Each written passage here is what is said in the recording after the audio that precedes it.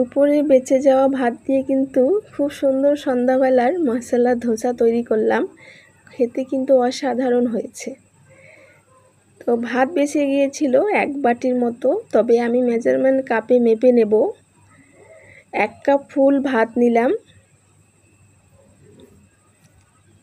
তারপরে হচ্ছে 1/2 কাপ সুজি, 1/2 কাপ টক দই। সবগুলোকে ব্লেন্ডারে ব্লেন্ড করে নেব। হাফ ব্লেন্ড করা হয়ে গেলে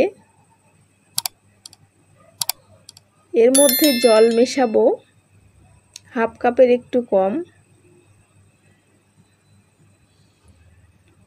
সুন্দর ব্যাটার তৈরি হয়ে গেল।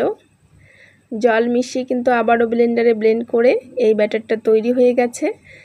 তো একই ডাইরেকশনে হচ্ছে কিছুক্ষণ ফেটিয়ে নেব। দেখতেই পাচ্ছেন এর কনসিস্টেন্সিটা কীরকম হয়েছে।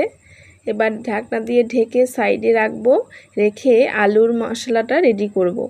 তার জন্য 2টো পেঁয়াজ কুচি করে নিয়েছি, 3-4টের মতো কাঁচা লঙ্কা কুচি করে নিয়েছি, লাগবে আমার একটুখানি আদা, সেটাও কেটে নিয়েছি, আর বয়েল করে রেখেছি আলু 4টের মতো। কড়াই বসিয়ে দিয়েছি, তেল দিয়ে দিলাম 1 থেকে 1.5 চামচ। এবার তার মধ্যে 2 চামচ বাদাম, কাঁচা বাদাম, 2টো শুকনো লঙ্কা ভালো করে এবার ভাজবো। তারপরে অ্যাড করব 2 ধরনের ডাল, বিউলির ডাল আর ছোলার ডাল। এটা দিলে কিন্তু দারুণ লাগে। এবার কুচি করে রাখা পেঁয়াজ কুচি আর লঙ্কা কুচিটা দিয়ে দিলাম, দিয়ে ভালো করে নাড়াচাড়া করে ভেজে নেব। তারপরে হচ্ছে এখানে দেব আমি আদা। এটা সম্পূর্ণ দেব না, অর্ধেক আদা আমি এখানে দিয়েছি, সেটা গ্রেট করে। বাকি অর্ধেকটা আর আমার লাগবে না।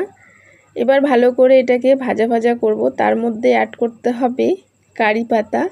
তো তার আগে লবণ আর হলুদটাও দিয়ে দিলাম, স্বাদ মতো লবণ, স্বাদ মতো হলুদ, 1/2 চামচ করে। কারি পাতাটা একটু আগে দিলে ভালো হতো, যাই হোক কোনো সমস্যা নেই, এখন কারি পাতাটা দিয়ে দিচ্ছি। কারি পাতাটা কিন্তু অবশ্যই দিতে হবে, দারুণ টেস্ট আসে এটাতে। আর সাউথ ইন্ডিয়ান খাবারে কিন্তু কারি পাতা একদম থাকেই। এবার একটুখানি জল দেব, দিয়ে নাড়াচাড়া করব। করেই কিন্তু আর বেশি ওয়েট করব না, এর মধ্যে এখনই হচ্ছে 4টে আলু ম্যাশ করে দিয়ে দেব। আর এইভাবে যদি আলুর পুরটা রেডি থাকে না, এটা দিয়ে কিন্তু অনেক ধরনের খাবার তৈরি করা যায়।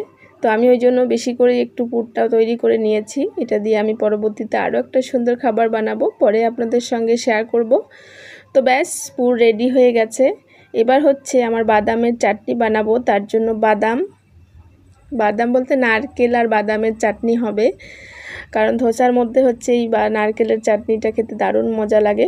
তো ওই তো দেখতেই পাচ্ছেন বড় চামচ দিয়ে হচ্ছে 1 চামচ নিয়েছি নারকেলের গুঁড়ো আর 1 চামচ বাদাম, সেটাকে ভেজে নিয়েছি। আর সাথে একটা লঙ্কা আর 2টো হচ্ছে রসুনের কোয়া বেটে নিলাম একটু জল দিয়ে। তারপরে হচ্ছে এখানে ফোড়নের সেম জিনিস রয়েছে, শুকনো লঙ্কা, ডাল আর হচ্ছে কারি পাতা। এটা এইভাবে ফোড়ন দিলে দারুণ খেতে লাগে, দারুণ মজা হয়েছিল নারকেলের চাটনিটা। ব্যাস, এবার হচ্ছে আমার ধোসা বানানোর পালা। তো গরম করে নিয়েছি ফ্রাইং প্যানটা। ফ্রাইং প্যানে করলে ভালো হয়, আর যদি ধোসার প্যান থাকে তাহলে তো কোনো কথাই নেই। আমার ছিল না, তাই আমি ফ্রাইং প্যানে বানিয়েছি। তো এবার হচ্ছে ব্যাটারের মধ্যে হচ্ছে লবণ দিয়ে দিলাম স্বাদ মতো, দিয়ে ব্যাটারটাকে ভালো করে আরেকবার ফেটিয়ে নেব। লবণ কিন্তু 1/2 চামচ দিয়েছি। এই গরম তাওয়ার মধ্যে হচ্ছে এবার দিয়ে দেব ধোসাটা, দিয়ে দিলাম, দিয়ে উপর থেকে আরেকটু সাদা তেল দিয়ে দিলাম, একেবারে অল্প, দিয়ে চারদিকে কিন্তু ভালো করে আগে তুলে নেব। তারপরে হচ্ছে আলুর এই মশলাটা দেব, মানে আলুর পুরটা যেটা বানিয়ে রেখেছি সেটা দিলাম। উপর দিক থেকে হচ্ছে পেঁয়াজ কুচি দিলাম, আর সাথে বিট লবণ, চাট মশলা থাকলেও দেওয়া যেতে পারে, খুবই মজা লাগে। আর উপরে দিয়ে দিলাম সস। ব্যাস, এবার হচ্ছে এটাকে ফোল্ড করে নেব। দারুণ খেতে হয়েছে এটা, বিকেলে কেন ডিনারেও খাওয়া যেতে পারে, অসাধারণ হয়েছে, একেবারেই পেট ভর্তি হয়ে যায়।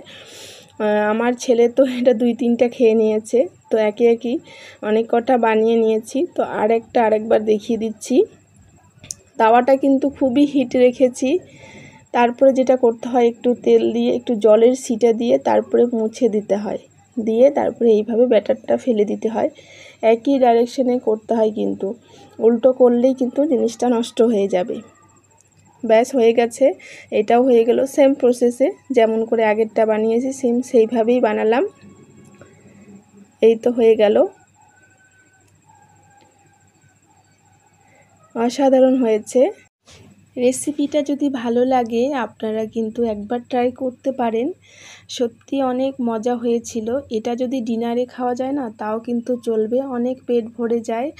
আর খাবারটা কিন্তু মোটামুটি হেলদি বলা চলে, একেবারে তেল ছাড়া, খুবই মজা হয়েছে। তো আপনাদের সঙ্গে কিন্তু আবারও আমার কথা হবে নেক্সট রেসিপিতে। আপনারা সবাই ভালো থাকবেন, সুস্থ থাকবেন, টাটা।